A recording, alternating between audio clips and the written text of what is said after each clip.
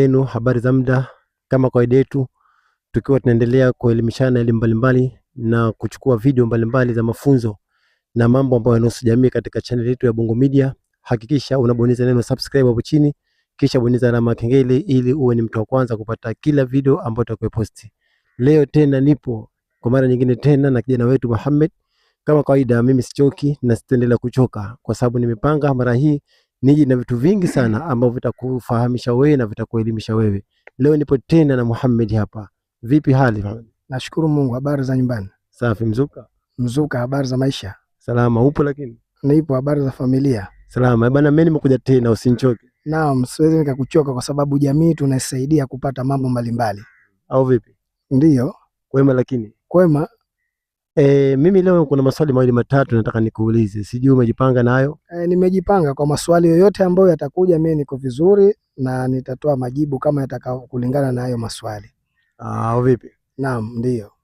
Labda swali la kwanza nikuulize kwamba unajishughulisha na kazi gani?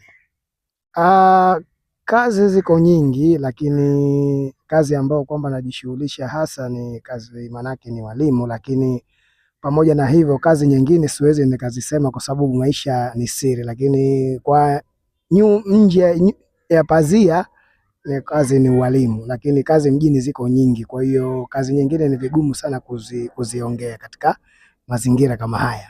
Kwa kazi yako kuu ni walimu, lakini kuna kazi nyingine nje ya nyuma ya pazia ambayo si rahisi kuzitaja mbele yako. Kweli si rahisi kuzitaja kwa sababu maisha ni siri, kwa sababu katika jamii unaweza ukamwona mtu ana kazi fulani lakini kumbe ana zaidi ya zile ambazo kwamba wewe unamuona, na zile ndo ambazo zinamuendeshea maisha yake, zile kazi ambazo kwamba huzijui.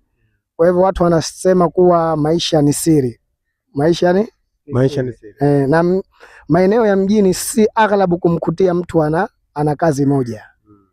Kwa hiyo hayo ndio mazingira ambayo kwamba watu wengi tunaishi, yani sio kazi moja ambayo kwamba mtu inamuendeshea maisha. Sitakuwa mzetu salama. Sio salama, lakini hata kama tuseme ndiye, lakini mazingira ya kuisema yani inakuwa kwamba hiyo kazi ni kazi ya siri sana na ni kazi ambayo ni vigumu sana mtu kufahamu. Lakini hata kama jamii labda inakutilia mashaka na kazi hiyo, wewe unatakiwa usimame katika masharti na katika kutunza siri na katika mazingira ambayo yanastahiki kuwa katika kazi hiyo. Lakini kazi nyingine ni kazi ambazo zipo kama kazi za watu wengine tu. Hiyo kazi za watu wakubwa, sio kazi ya kama mimi hiyo. Okay, sawa. Mazali umeniambia kwamba kazi yako ni walimu, kazi nyingine huwezi kuzitaja, ziko nje ya pazia, ziko nyuma ya pazia. Basi mimi nitakuuliza baadhi ya maswali kuhusiana na kazi zako hizo za walimu. Swali langu la kwanza kwamba changamoto gani ambayo inakukuta katika kusomesha wanafunzi shule? Changamoto ni nyingi sana kwa sababu wanafunzi wako tofauti. Kuna wanafunzi ambao ni waelewa tu, ukimwambia labda kaa na kaa, ukimwambia labda simama na simama. Lakini changamoto ya kwanza ni kutokana na tabia za wanafunzi, kwa sababu wanafunzi wako tofauti. Wanafunzi ambao unapowasomesha wanakuwa wengine wanafahamu, lakini wengine ufahamu wao ni wa juu, wengine ni wa chini, wengine yani ni wakati na kati. Kwa hiyo kwanza ufahamu. Kwa hivyo mwalimu kama mwalimu unatakiwa uwe na akili, uwe na uwezo na ujuzi wa kuweza kuwafanya wanafunzi wote darasani wafahamu, au wote lazima wafahamu. Hata kama ni shekhe darasani lazima wanafunzi wote wafahamu, kwa sababu ili ukiondoka pale iwe kile ulichokisomesha uhakikishe yule aliyekuwa yuko katika hali ya juu, yule aliyekuwa katika hali ya kati, yule katika hali ya chini, wote maana yake lile somo wamelipata. Kwa hiyo kwanza ni katika hali ile ufahamu wanafunzi.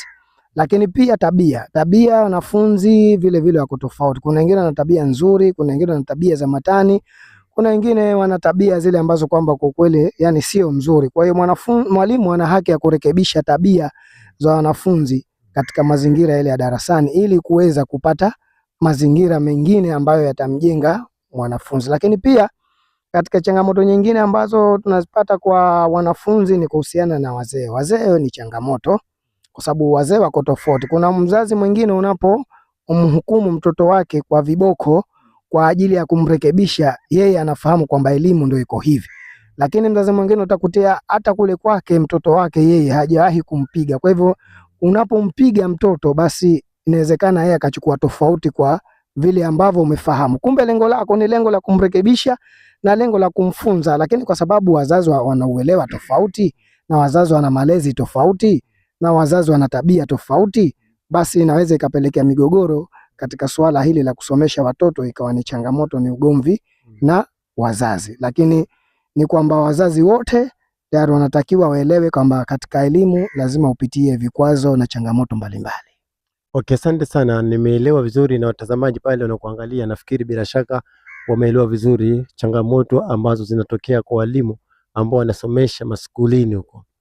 Swali langu la pili, labda wewe ni mwalimu wa primary school au secondary school au ni mwalimu wa chekechea school? Mimi ni mwalimu wa sekondari kwa sababu hata cheti changu kinaonyesha kwamba mimi ni mwalimu wa sekondari, maana yake na shahada. Na ukiwa na shahada inakuwa wewe ni mwalimu wa sekondari, unasomesha mpaka advance. Kwa hiyo mimi ni mwalimu wa sekondari. Okay, labda ni masomo gani ambayo umebezi sana kwenye kusomesha kwa shuleni kwako? Asante. Katika kusomesha kuna masomo unayoyaweza na masomo ambayo uliyasomea. Somo ambalo kwamba nasomesha, mimi nasomesha somo la dini, lakini naweza kusomesha history, naweza kusomesha civics, Kiarabu, Kiswahili na hata Kiingereza naweza kusomesha. Okay. Tangia usomeshe skuli ya sasa hivi ambayo uko nayo, si mwalimu sasa hivi unasomesha skuli. Sasa je, kuna skuli ngapi ambayo umepitia kwenye kusomesha? Ukiacha hii ambayo unasomesha sasa hivi. Nimepitia shule tofauti kidogo kwa sababu unajua mtu katika kutafuta inakuwa anahangaika ili kuweza kukidhi yale mahitaji ya maisha, lakini nimepitia shule 2 mpaka hii niliyopo sasa hivi ni shule ya 3. Ni shule ya serikali au ni private school? Ni shule za private zote, sio shule za serikali, ni shule za private zote. Okay. Unalipi la kuambia vijana sasa ambao wamekaa nyumbani wanasoma na washapata vyeti lakini bado hawajapata ajira? Unalipi la kuambia? Vijana kwanza waweze kutumia elimu yao ili kuweze kuwakomboa, kwa sababu ukishakuwa na elimu utafanya vitu vingi ambavyo kwamba vitaweza kukusaidia, lakini ukikaa alafu ukisema kwa mfano nasubiri ajira ya serikali, basi itakuwa ni ngumu kidogo, kwa sababu itakuwa umri unaenda, miaka inaenda, inakuwa huwezi kufanya la maana lolote, wakati wewe unatakiwa kumbe hiyo elimu yako ukae na ufikirie, kwa sababu mtu mwenye elimu ni mtu mwenye fikra na mawazo na kuweza kubuni mambo. Kwa hiyo hata kama utapata hiyo ajira ya serikali ambayo kwamba unaisubiri, lakini kama huna means nyingine nje ya hiyo kazi, basi katika maisha utahangaika.